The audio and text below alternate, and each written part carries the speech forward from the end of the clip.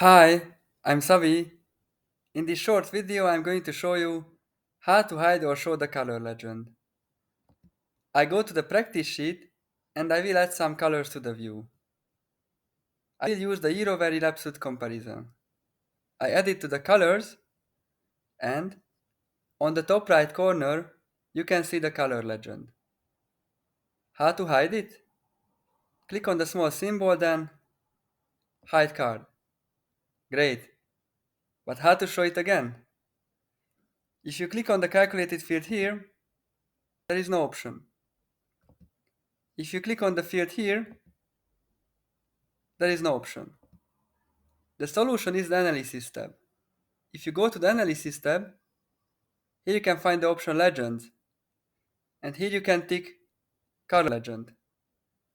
Then you can see the color legend again.